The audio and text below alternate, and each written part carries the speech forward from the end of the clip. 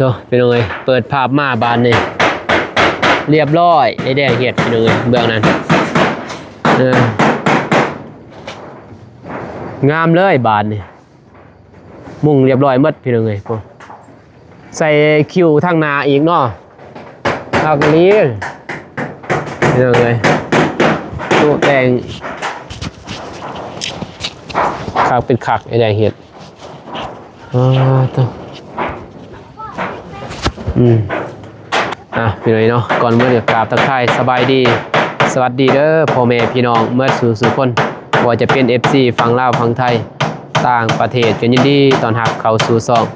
บ่าวน้องคือเก่าคือเดิมพ่อแม่พี่น้องเลยเนาะมาพอกันกับตอนคำย่ำแดงพี่น้องเลยตั้งจากมาแต่บ้านน้องสลีคิดว่าน้องสลีฮอดแล้วเอาไปเอามาน้องสลีรถคิงแตกเกิดอุบัติเหตุคิงแตกก็เลยมาบ่ฮอดปานนี้ยังอยู่เที่ยวหน้าปงพุ่นโอ้ยหมดแล้วมาฮอดก็ประมาณ10 โมงแรงหมดแหละพี่หนุ่ยเนาะเถอะ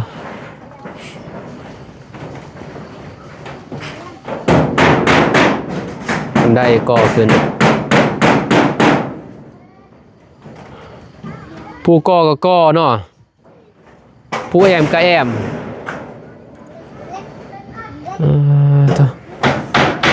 ไปอย่างนี้นะพี่น้องเลยหาน้องก็เลยโอ้โดยจะมาแต่งโตให้โซ่แทบัดนี่แต่งโตเสื้อไผ่เสื้อตัวเนาะลงไปเอาตัวของเบาโอ้ตอนเบาเตียงมาแจกโดยไฟไหม้นะเว้ยซุ่มเทมาผุดเอาลูวพี่น้องเลยไฟไหม้หัวได้สบายดีนะบอน้องสบายดีพ่อแม่ใจบุญทุกท่านสบายดี FC ฝั่งไทยฝั่งลาวหรือต่างประเทศและบ้านเฮาขอสบายดีสวัสดีสุขุสุคนเด้อหน่อยพี่น้องเลยเนาะ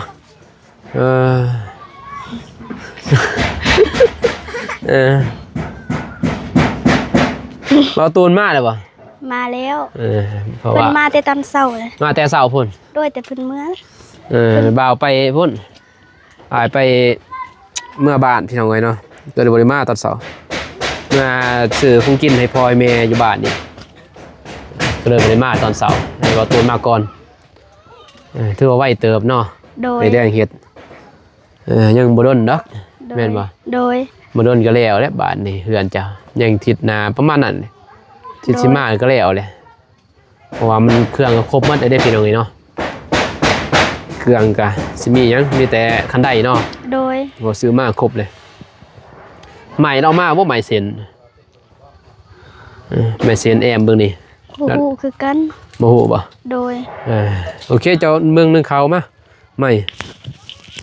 นึงเขาเด้อเพิ่นนึงเขาก่อนพี่น้องเลยจะได้ไผไม่หวดบ่ได้กินข้าวซ้ำ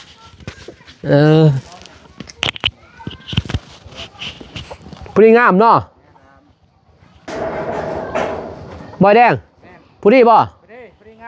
ปลาทั่วรถเฮือนน้องก็เด้ยมาแอมมีขอบตัวนั้นอีกพี่น้องเอ้ยโอ้คักแล้วเนี่ยน่ะบ่มีเปื่อยดอกใหม่นี่โอ้ไอ้แดงเห็ดเฮือนน้องก็เด้ยนี่น้อยแต่งามเนาะคักไอ้แดงเห็ดนี่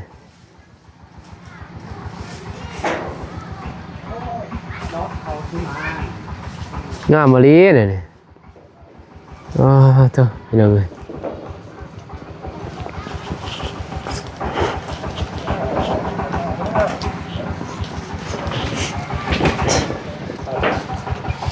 ตอกเลยบ่ไม่นี่ไม่แป้นแต่ตอกอยู่บ่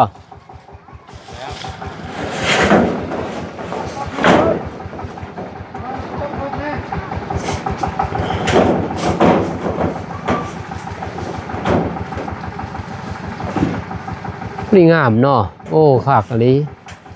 หมดทรงองค์แอลพี่งามเลยเอ็นยังไงแอนขึ้นก็งามเนาะผู้ดีเลยเอ็นขึ้นสำนีผู้ดีเลยเพื่อนสูงไล่ก็บ่งามเนาะสวงนี่ผู้ดีเลยสำนี เดินสำนีเลย เออ สูงร้ายผม สูงลายกับพระอีเนาะโมเดิร์นนี่งามเลยกาแฟไผ่นี่พ่อเจ๊เด้งบ่เออเพขาวบ่นี่ได้เบียร์ เบี้ยดูเพิ่น ไปโรคเอาบ่ เออ เออ เฮ็ดขายเนี่ยนะบางทีเกือบเป็น เฮ็ดคายบ่นี่กาเบียร์คายบ่ เออ เออ ดูว่ามีดินด้วยดอก ผมมีดินมีดอนกับกาเบียร์คายเนาะ เออ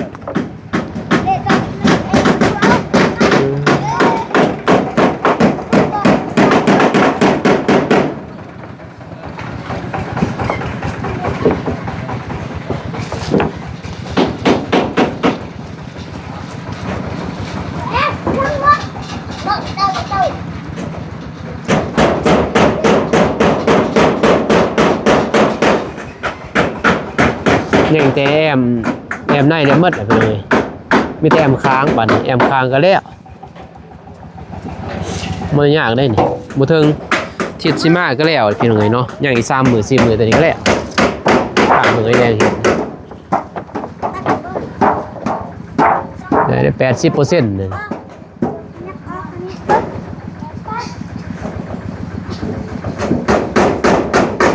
มีแต่ทาบ้านประตูบ้านพวกเอี่ยมปันประตูวงพวกเอี่ยมมาใส่กันแล้ว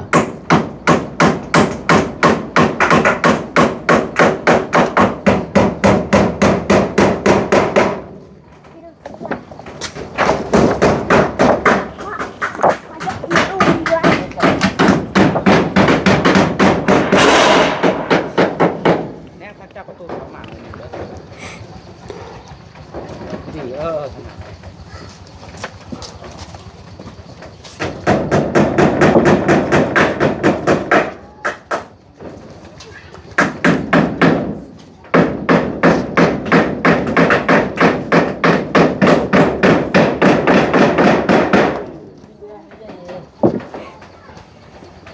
โซ่ก่อนตัดมัน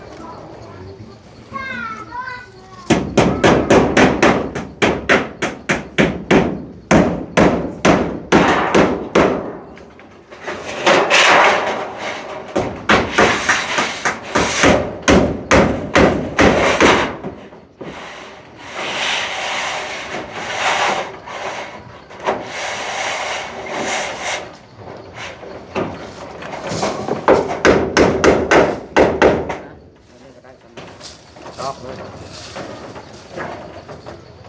เบิร์สเมอร์เบิร์สเมอร์กับสังซีก็ย่างแล้ว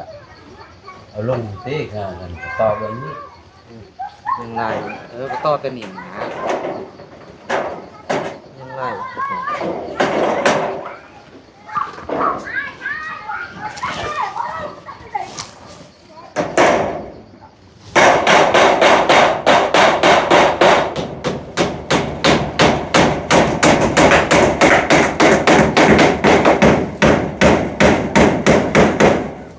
้วก็ย่างมาเลยตอกมาเลย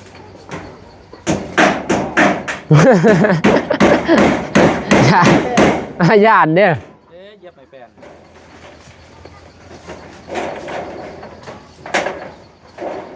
มันคือกรอบไม่แปลนนะมันเป็นกระปะมันสตอกเอง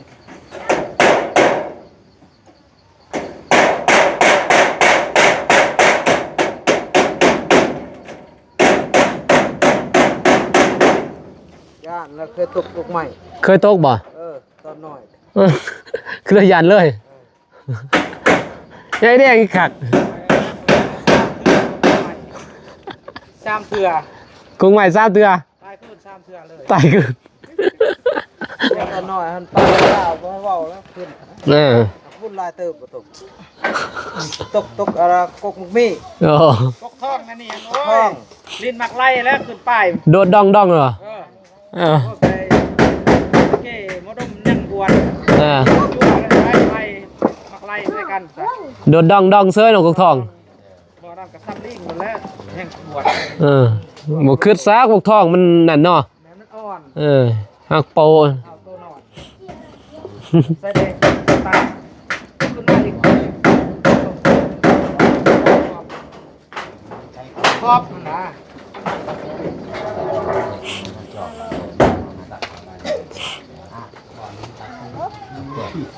นะพี่น้องไงเงินน้องก็เลยพูดอีงามนิดหน่อยซ้ำนี่แต่ว่ามีงบยังเงินอีกมาเฮ็ดเป็นขวายต่อเขื่อนน้องสลีก็ใหญ่เติบเขื่อนนะพูดอีงามเลยนะเป๊ะเลยเนาะโอ้คักอะไรฮะบ่มีไผดอก เอาเด้อทางเด้อที่ตก ยับไปได้ ท่านได้ สังกะสีได้ยาน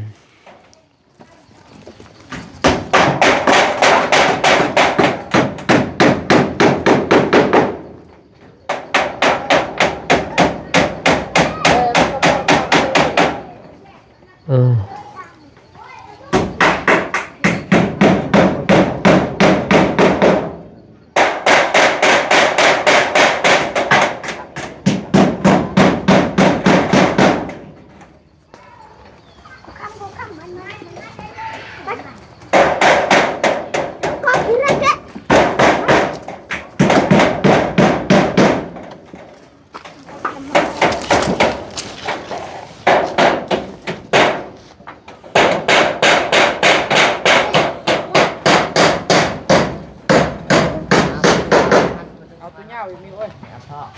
ถึงซีบ่ ครอบมันนะ ตัวรุ่มดีบ่อย่าแล้วเอาเลยเล่าเลย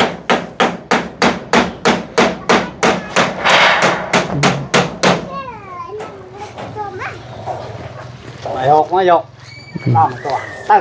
ยับเด้อ ดื้อบ่ สังกะสีสับใส่ด้วย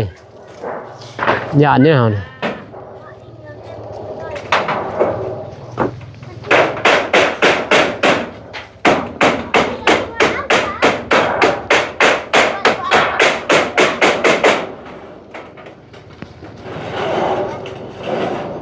บริเวณมุมสูงนะพี่น้องแบบนี้บ่าวลงบ่หันขึ้นเนาะ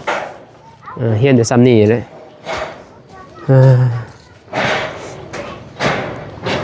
เป็นเฮือนแล้วอะไรคือมากตัวนี้พี่น้องเนาะบัดแล้วพุ่นแหละจังได้มากเป็นการเกียมแล้วเมื่อเกินถ้าถอกซาซี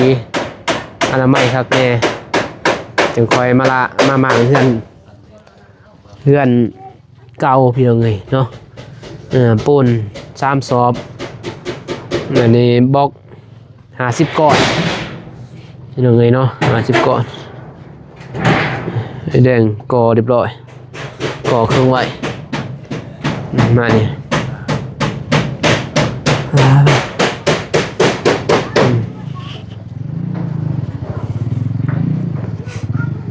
พอดีงามย่างขึ้นไปเลยเนาะวันนี้ว่าวันนี้บอกพี่พระอันว่าสิพระทางนี้ซื้อพระก็บ่เป็นหยังเนาะพี่น้องเนาะเพราะว่าตีนมันนี่เฮาเหยียบซื้อเอาขึ้นมานี่เป๊ะพอสิได้แอบเด้อบัดนี้เนาะเป็นป่านี่เป็นลูกติงอยู่เลยเนาะไปผลลูกติงใส่ลูกติงเอาแบบเดียวเพื่อนน้องพันธุ์นั่นแหละติงคันใดแต่นี่ท่านแหงท่านแหงเป็นยังไงเนาะเถอะไหวอย่างนี้ไอแดงเห็ดสายจวดสมว่าสายหญ้าสายจวดอะไรเราไต่เพิ่นเรียกว่าสุดยอดเป็นยังไงเนาะยังไงแดง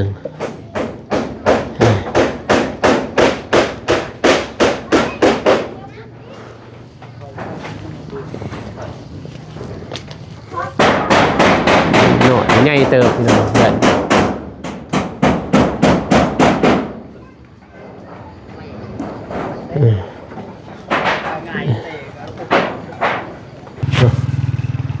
เมืองทางนาบัดนี้อื้อหือหน้าบ้านหน้าบ้านน้องก็เลย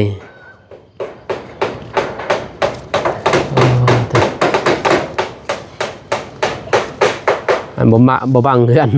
นเก่าในเรื่องเนาะเห็นมัดอะไร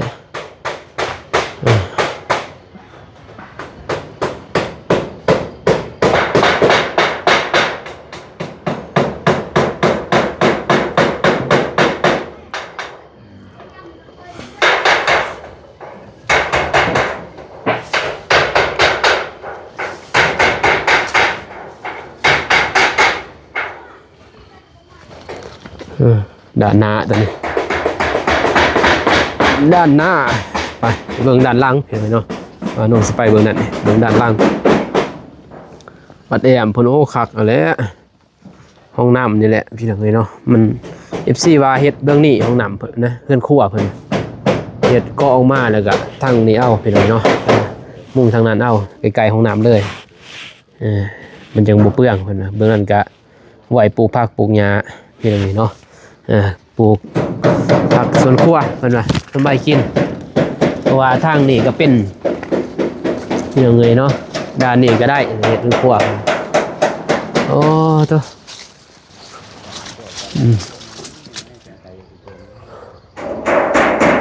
ด้านหลังด้านหลังพี่น้อง14เพิ่นว่าเบื้องนี้เฮ็ดสวนครัวพอตอนนี้มากอะประมาณ2 เมตร2 เมตรพอเบื้องนี้ปะปลูกผักปลูกเกินว่าคงกินส่วนครัวเบื้องนี้เนาะเป็นว่าเบื้องนี้เฮ็ดส่วนครัวเฮ็ดนิดหน่อยคือกันห้องน้ำนี่แหละก็ออกมาแล้วก็เทพื้นเอาดังไฟเฮ็ดอยู่เฮ็ดกินอันนั้นกินแล้วก็ขึ้นเพื่อนเฮ็ดแล้วเอาเมื่อขึ้นเพื่อนมากินเพื่อนเป็นว่าแล้วก็ลงพี่น้องเอ้ยเบื้องนี้เอาไว้ปลูกผักเป็นว่าเสียดายดินเด้เห็นขึ้นครัวนี้เอาเห็นนิดหน่อยเอามันต้องเฮ็ดใหญ่เฮ็ดนิดหน่อยก็บ่น้อยเด้เนาะนี่ได้ได้2 เมตรมานี่มันฮอดหัวนี่ก็บ่ได้เด้นี่ดินเข้าน้ำตกใส่ดินเข้าบ่ได้เนาะฮะปิ่นมาทางนี้เนาะตกมานี่เนาะเฮ็ดอันนี้เนาะมุ่งมาตัวนี้เนาะมาตกสีดินเฮาเฮ็ดได้เดียวพี่น้องเอ้ยเนาะแต่ว่าข่าวประตูทางนั้นดังไฟบนนี้หนึ่งข่าวเป่าไฟอยู่นี่เฮ็ดอยู่แนวกินกันใกล้ๆกับห้องน้ำเลยห้องน้ำก็ปิ้นนาไปทางพุ่นมอผู้ชายสิถ่ายเนี่ยบ่กล้าถ่ายแล้ว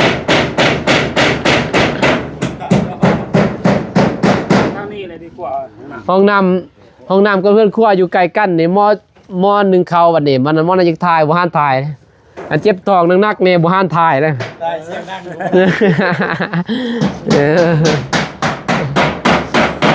พี่น้องเอ้ยเนาะถ้าว่ามีงบแท้ก็เฮ็ดทางนี้เอาพี่น้องมันจังสะดวกสบายอันบ่มีก็จำเป็นเฮ็ดอยู่หันหน่อยนึงซื้อ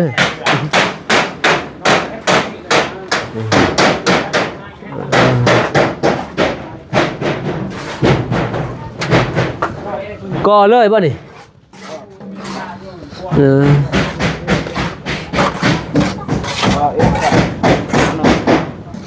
ก็ยันเด็กหน่อยเนาะเด็กหน่อยลายพี่น้องเลยสิบอกสิเว้ายังเขาบ่ได้นะมันเว้าไปก็คือเก่าเว้าเขามาคือเก่าเฮาจักสิว่าหมดคำสิว่าเด็กหน่อยลาย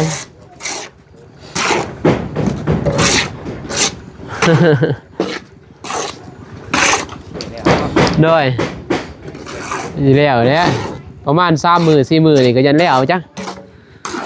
เพิ่นมาแต่เช้านี่4 คนเขาเดียวแหละนี่มีหยังแต่แอมนี่เนาะแอมเนี่ยก็แล้วเด้นี่เขาเดียวได้แอมเบื้องนี้2 คนเบื้องนั้น2 คนก็แล้วเฮ็ดทันได้เขาเดียว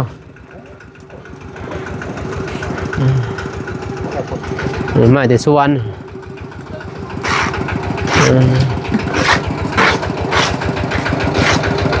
โอ้กับเพมิกเพเด็บก็เก็บเลยเนาะเด็บก็เก็บเลยเข้าซื้อบ่ โอ้มีราคาแห้งเนาะ โอ้ตัวมันฮักคนนะพี่น้องเอ้ยมาแต่หัวแต่ส่วน คิดว่าช่วงนี้ร้อนเงิน ร้อนเงินเทียบกับเก็บเลยคนมาอีกแล้วตามวนเนาะไปหัวไปส่วนอย่างลายคนไปน้องก็เด้ยนี่บ่ย่านน้องหน่อเพราะว่าตอนแรกตอนเสาร์แม่นบ่ก็เที่ยวไปเที่ยวมาทางนี้ทางไปหัวไปสวนเพี่นเนาะโอ้เต็ม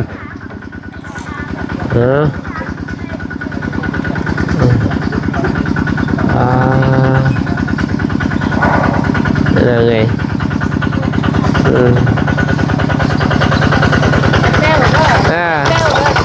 ลายแท้โมฮับบ่คนเก็บน้ำกาแฟลายแท้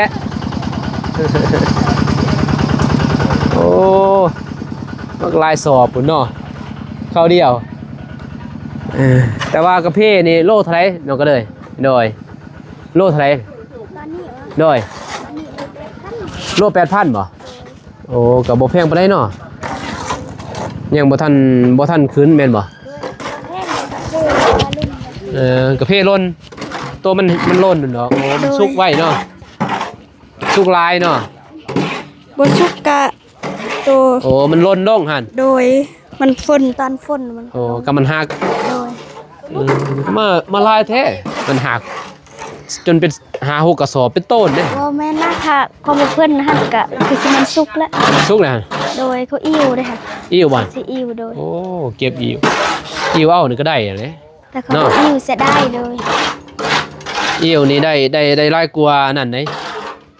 ได้หลายกว่าเฮาเก็บเลยขายเลย โดย คันเอาไปไล่ลอกอะอยากซ้ำกันนั่นแหละแม่นบ่ลื่นกันก็บ่ลายดอก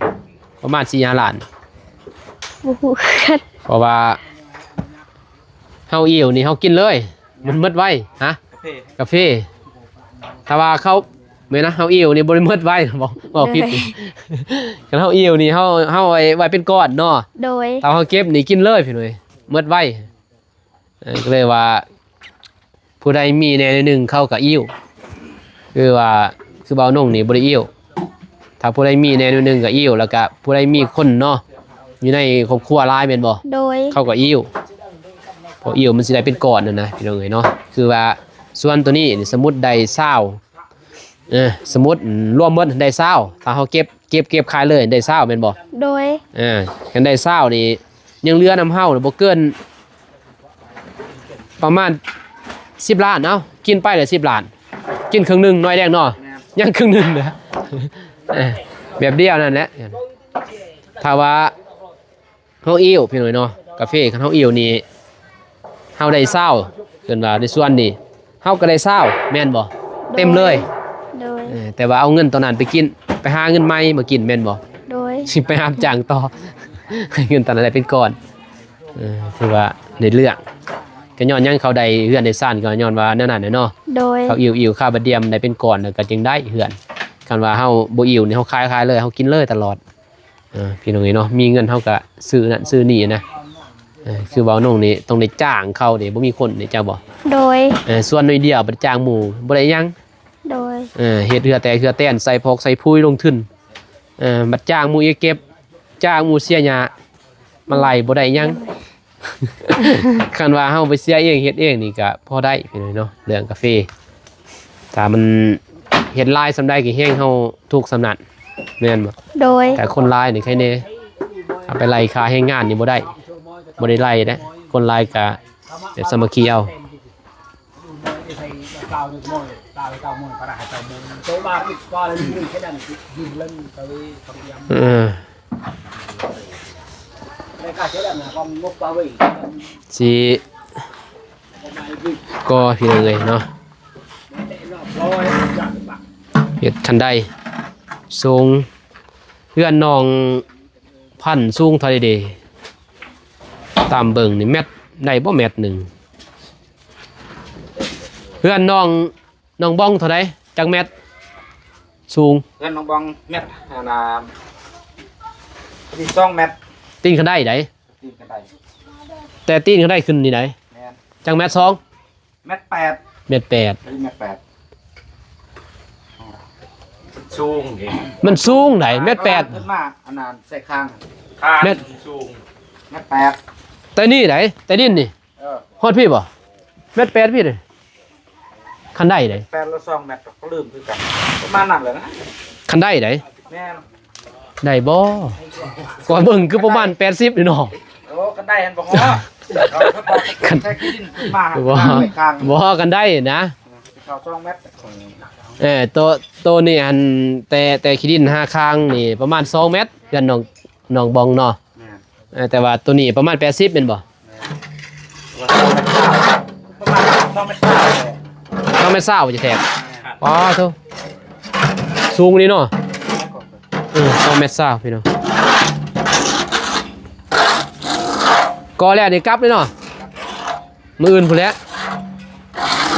ทุกคนใส่เลยบอก ยังคิดไรเหรอ ใส่เลยบอก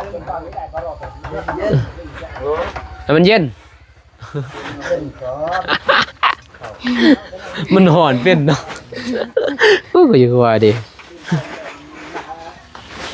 ไอเนี่ยว่ามันเย็นเหมือนนะโอ้ใจเย็นๆพูดอยากเมื่อแต่อยากเมื่อไอแดงเมื่อทางนี้บ่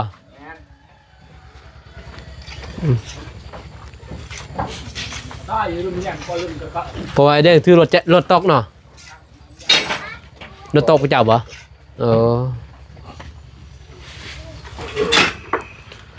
บ้านนี่มื่นบ่งมื่นบ่งเปียม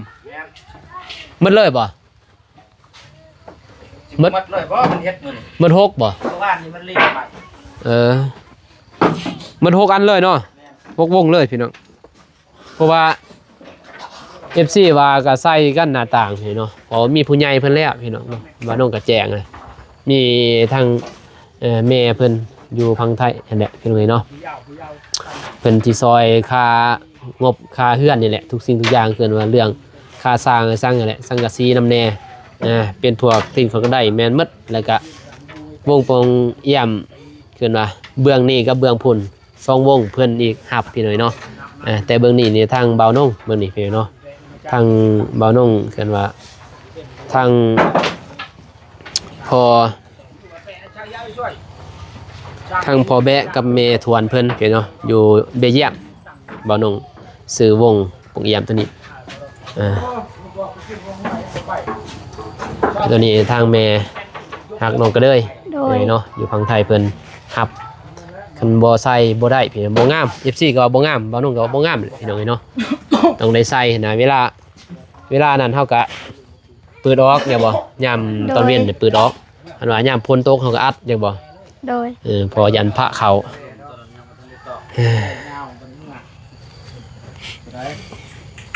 ตามเบิ่งนี่บ่ได้ดอก4มื้อเนาะ4มื้อแล้วบ่ ตัวนี้มักน็อตอยู่นะ ข่อยเบิ่งใน4มื้อนี้แล้วเด้ ประมาณทีนึงแหละ บ่เทิงดอก แต่นี่เฮ็ดย่อยังนี่ขึ้นนี่ยังทิศนึงแล้วนี่กำลังทิศนึงเองสิแอมนี่ยังซองเบื้องนี่ซื่อนี่ว่าทิศนึง ใส่นี่เด้ ใส่วงก็ยากอีสักวงก็เดียวดอกบ่ยากดอกพี่น้องเอ้ยเนาะ แจกไม่เซ็นอีกแล้วมันบ่พอ เอาก็บ่ได้เอามาบ่เว้าแล้ว ว่า5เซ็นนี่บ่พอเลย5เซ็น หาเซนบ่พอ เพราะว่าเอาฮอดได้เฮ็ดครั้งนี้เด้ จักเซนจะไหล 10เซนนี่แหละ แม่นเซ็นเพื่อตีนกันได้ข้างหนักดีเลย 10เซน แม่นเรื่องนี้ก็ 10เซนเซนหนึง80 8แสนโอเคเอามาเลยมื้ออื่นเอามาเลยพอทั้งนำบ่ตูนยังอยู่เป็นยังไงเนาะพอเงินแม่เพิ่นแหละโต4ล้านหั่นพอให้ทางไอ้แดงว่านี่2ล้านก็ยัง2ล้านบัดนี้พอดีสิครบอยู่พอดี2ล้านนี่ซื้อ8แสนมันซื้อจังหน่อยนี่ซื้อลอกอีก ลอกประตูพวกเอี่ยมนี่พี่น้องเอ้ยเนาะพอดีหมดนะเงินทางประตูนี่ การซีนี่บ่ได้ซีสิท่านี่พี่น้องเอ้ยซีนี่บ่เผามานะขึ้นนะให้มันได้ลอกก่อนซีนี่ตำลังเห็น ได้สำคัญก่อน ถ้ามีผู้ใหญ่เพิ่นซอยอีกซีก็ได้อีกกันซีก็บ่เกิน500,000ดอกเนาะซีนี่ซีท่านี่500,000ประมาณ1,000 บาทพี่น้องเอ้ยเนาะ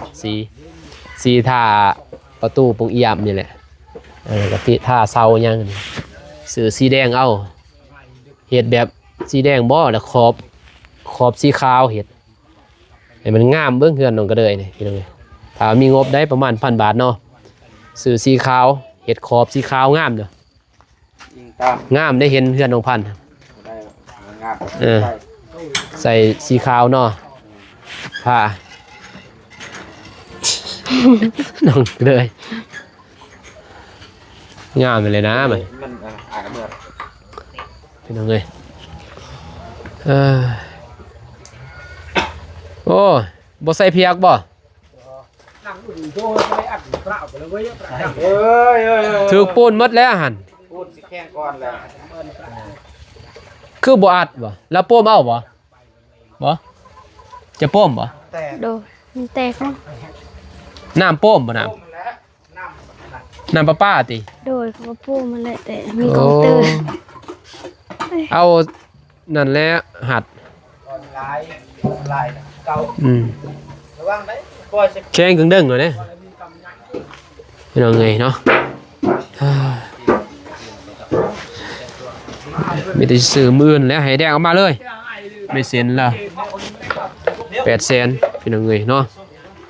วันนี้เรามามื่นเบานุ่งสำหรับเพิ่นเอามาวงมื่นกับเบานุ่งจ่ายเลยเงินให้เพิ่นจักไรจักเท่าไร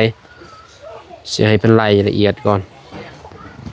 เพราะว่าเงินนำเบานุ่งนี่6 ล้านเป็นยังไงเนาะตอนนี้6 ล้าน120,000 กีบเด้อ โดย เป็นเงินบาทกับประมาณ10,000เป็นยังไงเนาะ10,000 บาทนี่ในจังซั่นแหล้วทางนาบ่าวสิกลับก่อนเด้อ โดย มีแต่มื้อน่ะสิมาตอนเช้าพี่เนาะมาทางบ้านน้องก็ได้ก่อนแล้วจึงไปแวะหาน้องสลีเพิ่นมาแต่เวียงเพราะว่ามื้อนี้ก็ถือว่าเกิดเหตุพี่น้องเนาะน้องสลีว่าสิมาตอนฮอดนี่ประมาณ 4:00 น 5:00 น แต่ว่า โดย รถมีปัญหาทางพุ่นโอ้พี่น้องเนาะก็เลยว่าพุ่นแหละ 10:00 นแรงจึงได้มาพี่น้องเนาะโอเคเดี๋ยวบ่าวสิกลับก่อน โดย มา งมมาไม่เห็นพี่น้องก็แล้วก็เมื่อเลยเนาะ